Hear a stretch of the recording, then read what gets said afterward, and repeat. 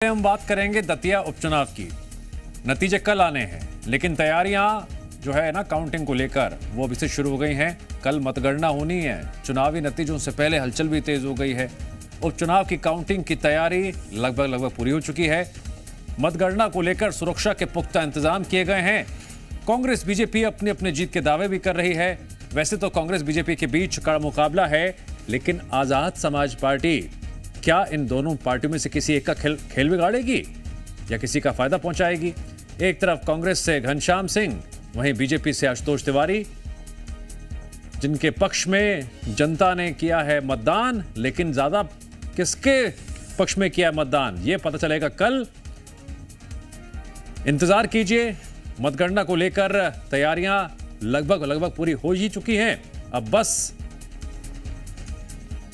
आज भर का और इंतजार, कल नतीजे आएंगे और यकीन मानिए दतिया के इस दंगल में जो भी विजेता होगा उसका असर मध्य प्रदेश की राजनीति पर भी साफ तौर से दिखेगा।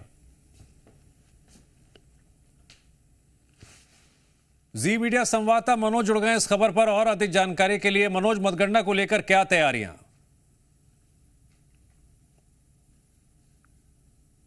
दतिया में मतगणना को लेकर पूरी तैयारी 7 बजे से मतगणना शुरू हो जाएगी। 249 जमा है और जमा होकर यहाँ इस समय पूरी सुरक्षा में रखी गई है। आप देख सकते हैं कि पीछे सीसीटीवी कैमरे हैं। ये राजनीतिक कार्यकर्ता है सभी।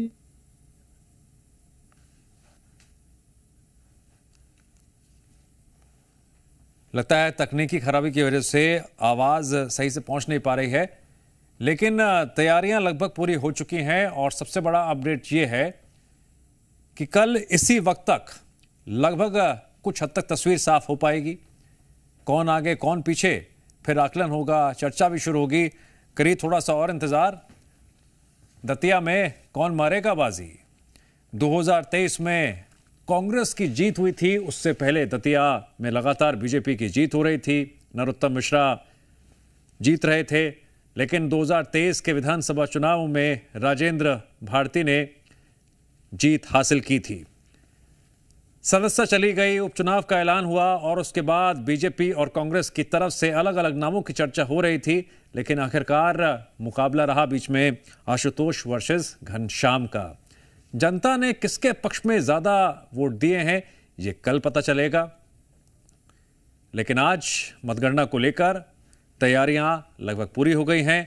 सुरक्षा के पुख्ता इंतजाम दिखाई दे रहे हैं।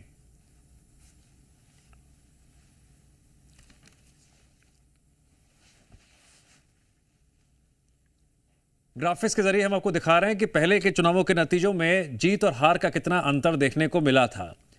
2018 में यह आंकड़ा बहुत कम रह गया था जीत और हार का।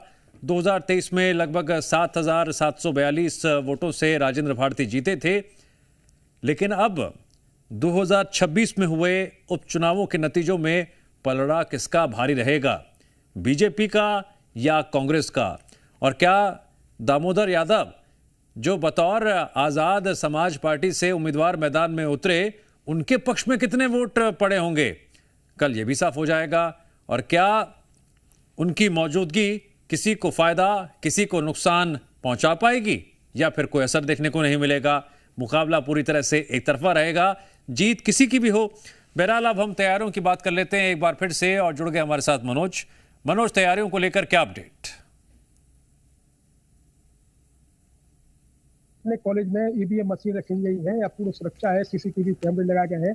आप देख सकते हैं पीछे जो कार्यकर्ता है सभी राजनीतिक दलों के हैं। यहाँ पूरी रात निगरानी करते हैं। कल घनश्याम सिंह भी आए थे यहाँ, उन्होंने देखा था। एक शिकायत यहाँ आई थी कि लैपटॉप लेकर कोई अज्ञात व्यक्ति यहाँ पहुंचा था, तो पुलिस ने उस लैपटॉप वाले व्यक्ति की, जो दिल्ली का था, अपने आप को टेक्नोलॉजी स्पेशलिस्ट बता रहा था, तो उसका मोबाइल भी जब्त कर लिया है और उस पर कार्रवाई भी कुछ की है।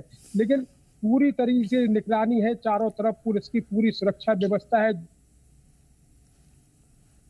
पोलिंग बूथ पे उनकी मशीनें यहाँ है और पूरी सुरक्षा व्यवस्था के पीछे सीसीटीवी कैमरे हो, चाहे पुलिस की सुरक्षा व्यवस्था हो। और यहाँ अलग से हॉल में कुर्सियां लगाई गई हैं और एलईडी टीवी भी तो रखी गई हैं, जहां जो आम जनता, राजनीतिक कार्यकर्ता है, वो बैठकर वहाँ जो अंदर जो मतगणना चल रही है उसका मजा ले सकेंगे।